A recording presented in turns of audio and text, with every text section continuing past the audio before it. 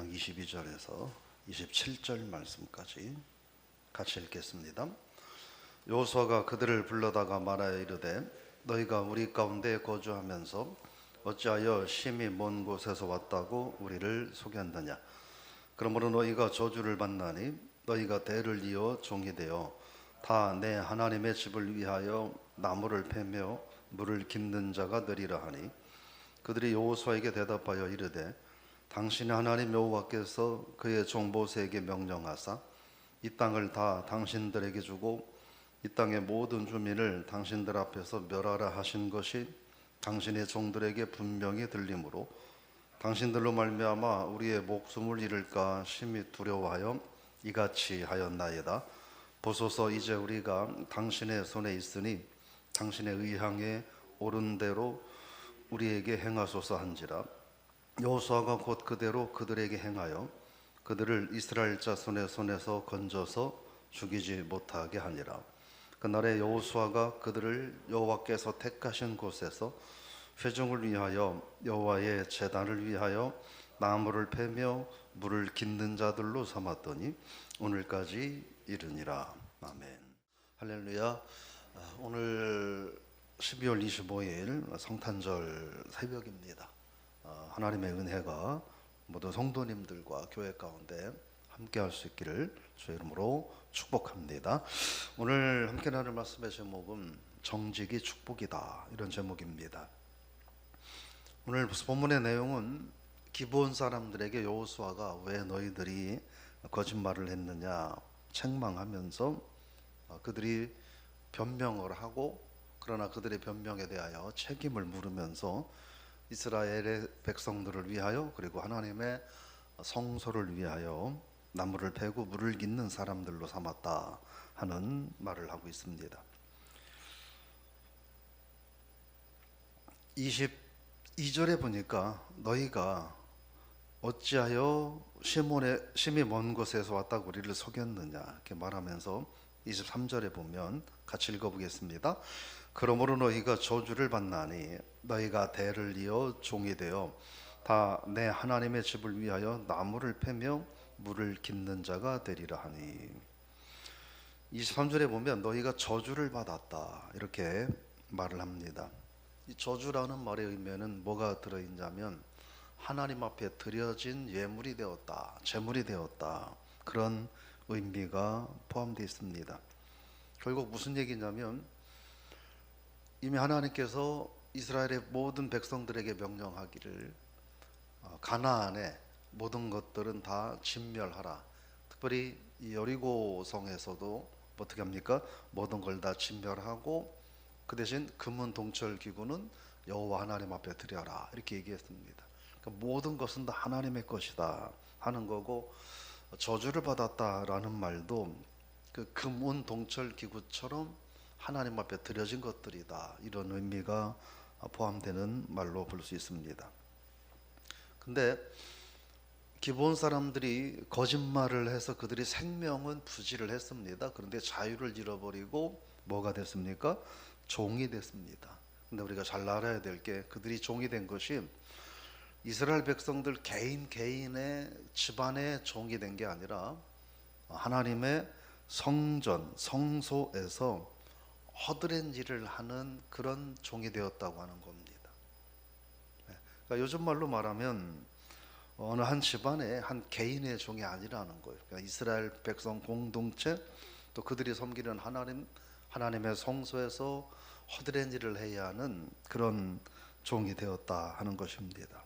그래서 어떻게 보면 이것은 기브온 족속들에게는 또 다른 관점에서는 축복이라고 말할 수도 있다 하는 거죠.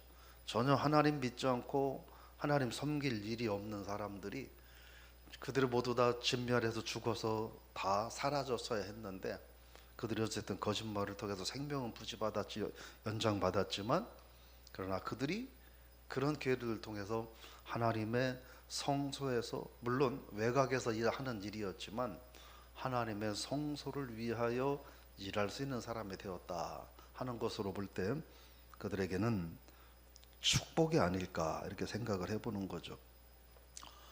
근데 여러분 이 말씀은 우리가 기억해야 될 게 창세기 9장으로 넘어가면 노아가 술에 취해서 실수했을 때 그것을 노아의 아들이 부끄럽게 이야기를 하죠. 그래서 노아가 나중에 정신을 차리고 나서 뭐라고 말합니까? 창세기 9장 25절로 한번 넘어가 볼까요?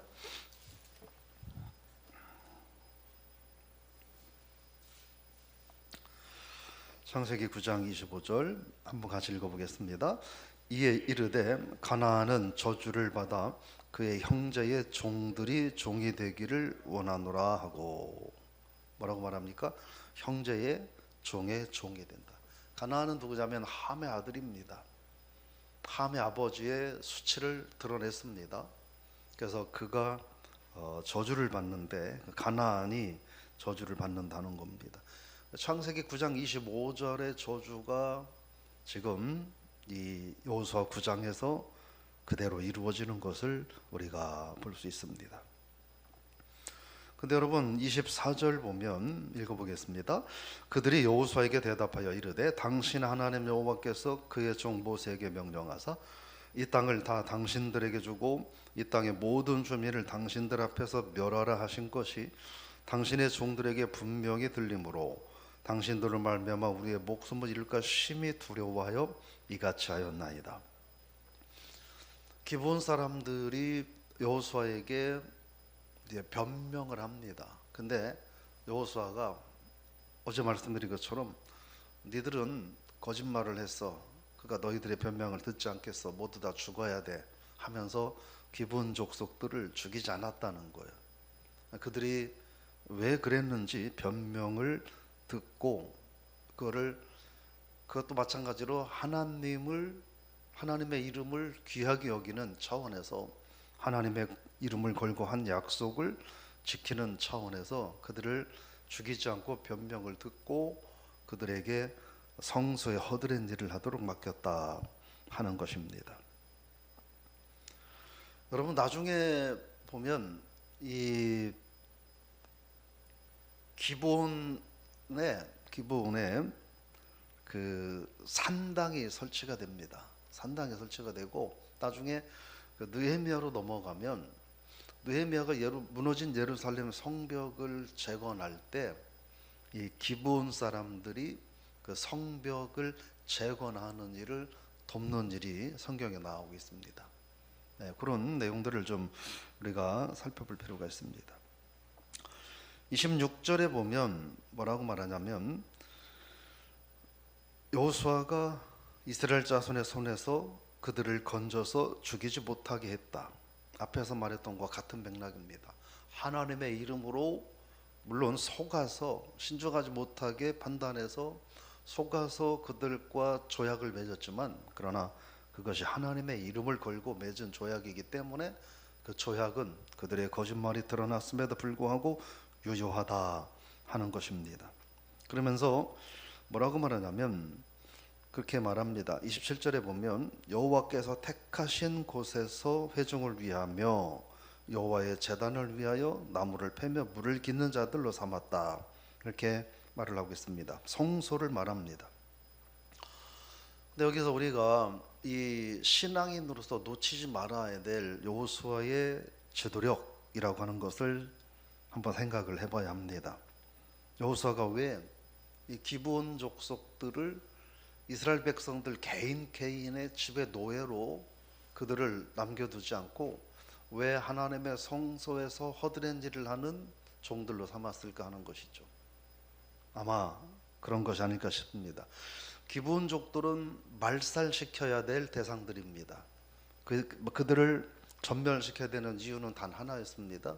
그들에게 가득한 우상 숭배가 하나님의 백성들을 더럽히지 못하도록 하기 위함이었습니다.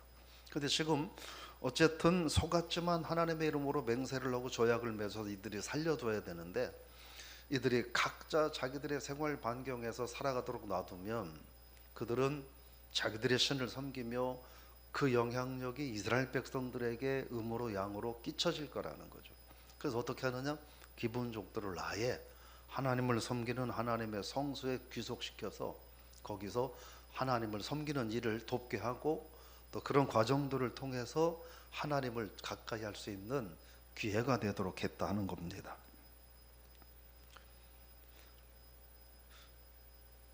혹시 백성들이 몰라서 이유가 뭐냐? 왜 우리한테 종으로 줘라? 왜 당신 임의를 판단하느냐? 이런 생각들을 말할 수 있을 것이죠. 그러나 여호수아는 심도 있고 하나만 생각하는 게 아니라 전체를 생각하고 고민하고 그래서 합당한 결론을 내렸다는 것을 우리가 기억할 필요가 있습니다. 신앙생활을 하면서 이러한 관점을 가지고 우리가 신앙생활을 해야 합니다. 우리가 하나만 보고 생각할 땐 내 생각이 100번 옳아요. 그러나 2개, 3개, 4개를 놓고 생각을 하면 내 생각이 그렇게 합리적이지 않은 경우도 있을 수 있다는 거예요. 그거를 기억하고 우리가 여호수아가 백성들에게 개별종으로 삼지 않은 이 사항에 대하여 신앙생활하면서 현명하게 생각하고 신앙생활할 수 있는 그런 복된 삶이 되시기를 축복합니다. 정리를 해보면 기본 사람들은 어떤 모습, 자기들이 물론 살기 위한 거짓말이었지만 그래서 살았지만 그러나 거짓말에 대한 대가는 지불해야 했다. 그것은 자유를 박탈당한 것이었고 그것은 또한 종이 되는 것이었다 하는 겁니다. 그래서 우리가 기억해야 될 것은 하나님의 백성들은 정직해야 된다. 조금 이익을 얻는다고 거짓말을 말하고 내가 조금 손해를 볼 것 같다고 거짓을 말하고 이러면 안 된다.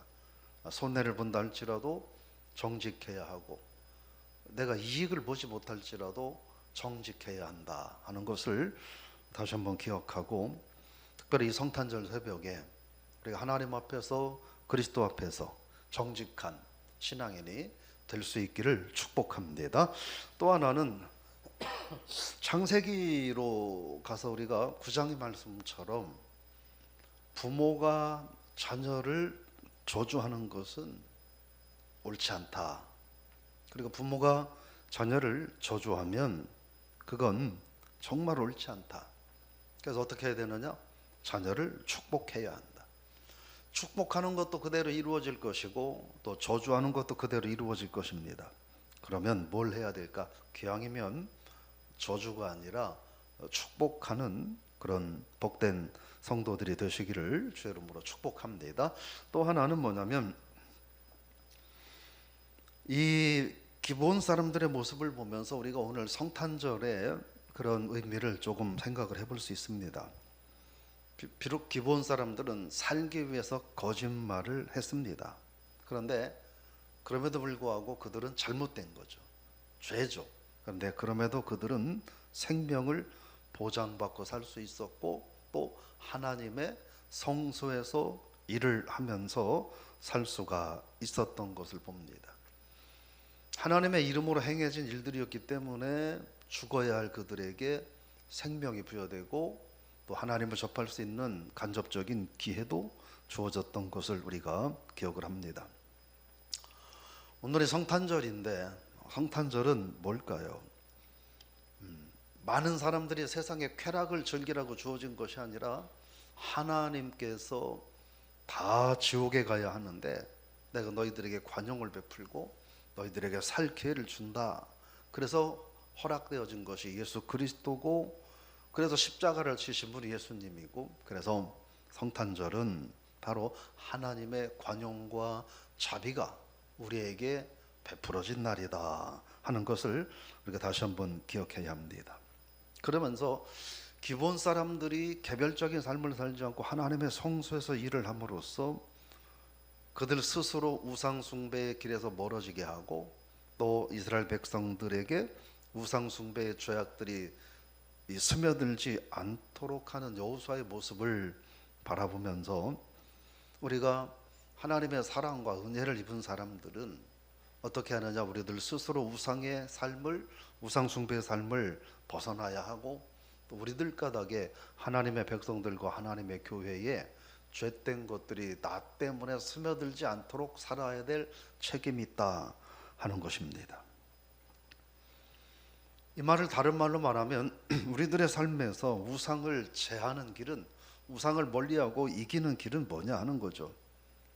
기본 사람들의 모습을 놓고 보면 이스라엘 백성들도 마찬가지고 우리의 삶에서 우상을 멀리하고 하나님을 온전히 섬기는 길은 뭐냐 하는 것이죠. 그것은 간단한 겁니다. 하나님의 성전을 가까이 하고 또 주님의 일에 어떤 형태로든지 내가 참여하고 쓰임받는 것이 우상을 멀리하고 하나님 앞에 쓰임받는 길이다 하는 것입니다. 성탄이 뭘까요? 바로 그런 삶을 살라고 이 땅에 주님께서 오신 것이 아니겠습니까? 하나님을 가까이 하고 하나님의 성전을 가까이 하고 바울이 고백한 것처럼 살든지 죽든지 먹든지 마시든지 하나님의 영광을 위해서 사는 사람이 되라고. 이제는 죄로부터 멀어지고 하나님을 가까이 하는, 또 죄가 나로 인해서 죄가 다른 사람들에게 전파되지 않도록 하는 삶을 살라는 것이 이게 예수 그리스도의 성탄의 의미가 아니겠습니까? 오늘 저 여러분들이 그러한 신앙으로 성탄절을 살 수 있기를 축복합니다. 마지막으로 축복하는 삶을 살자 하는 것이에요. 신앙생활 하면서도 많은 말을 하죠. 근데 이렇게 보면 어떤 분은 늘 불안하고 불평하고 비난하고 비판하는 말만 일삼는 사람이 있어요. 그 인생 자체가 불행한 거예요. 또 그런데 어떤 사람은 불평할 소지도 있고 불만할 요소도 참 많은데 그래도 감사합니다, 감사합니다 이런 삶을 살고 있어요. 행복한 삶이에요. 저 여러분들이 하나님 앞에서 불평과 불만의 요소들을 다 제거하고 감사하며 살아가는 신앙인이 되시기를 주 이름으로 축원합니다. 이 모든 삶이 결국 어떤 삶이냐? 하나님 앞에 정직한 삶이고 하나님 앞에 정직한 삶의 결과물이 그런 삶이 된다 하는 것입니다. 성탄절 아침에 그리스도께서 왜 이 땅에 오셨는지 다시 한번 생각하고 또 나를 죄 가운데 태어나서 죄를 짓다가 죄와 친밀하게 살다가 다시 지옥에 갈 수밖에 없는 우리를 하나님께로 가까이 하고 하나님의 성전에 가까이 하고 하나님의 일에 가까이 하도록 하나님의 자녀답게 살도록 하기 이 땅에 오신 그리스도를 기억하고 우리가 그 주님 위해서 살아가는, 그래서 하나님 앞에 정직하고 또 나 스스로에게 정직한 신앙인의 삶을 살아가는 행복한 성도들이 되시기를, 그리고 오늘이 그런 행복한 성탄절이 되기를 주 이름으로 축복합니다. 하나님 아버지 은혜를 감사합니다. 우리가 성탄절 아침에 여호와서도 9장 말씀 기브온 족속들의 모습을 살펴보며 어쩌면 우리들도 기브온 족속들처럼 거짓이 만연하고 하나님을 알지 못하고 죄 가운데 빠져 살던 우리들이 하나님의 사랑과 자비와 관용하심으로 우리가 하나님의 자녀가 되고 하나님의 성전에 속하고 하나님의 일을 하는 사람으로 우리를 살게 해주신 것을 기억하며 그것이 진정 성탄의 진정한 의미일진데 우리가 그리스도 이 땅에 오신 그 의미를 다시 한번 기억하고 하나님 앞에서 정직한 신앙인으로 살아가게 하여 주옵소서. 입을 열어 축복하는 삶을 살게 하옵소서. 사람을 판단하고 비난하고 비판하고 정죄하는 삶이 아니라 격려하고 칭찬하고 축복하는 신앙의 삶을 살아가게 하여 주옵소서. 아버지 하나님, 그래서 우리 모두가 참으로 주님을 가까이 하고 낯가닥에 하나님의 교회에 죄가 들어오고 낯가닥에 하나님의 백성들에게 죄와 불평과 원망의 요소들이 참으로 누룩처럼 번져가는 것이 아니라 낯가닥에 하나님의 교회에 덕이 있고 낯가닥에 하나님의 백성들에게 유익함이 있는 그런 축복의 통로로 쓰임받게 하여 주옵소서. 그것이 진정한 성탄의 의미임을 깨닫고 우리가 그런 신앙인으로 오늘 하루를 남은 인생을 살게 하여 주옵소서. 예수님의 이름으로 기도드리옵나이다. 아멘.